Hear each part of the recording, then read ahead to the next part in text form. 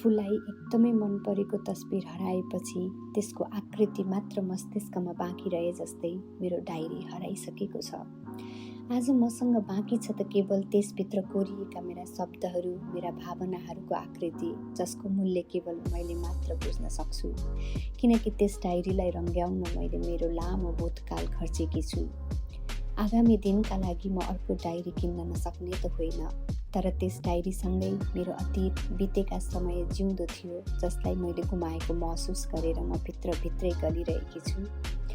जसरी चित्रकारले चित्र मार्फत आफ्नो कल्पनालाई मूर्त रूप दिन्छ, त्यसै गरी मेरो सोच र कल्पनालाई अमर बनाउन कलम चलाउने म एक लेखिका हुँ।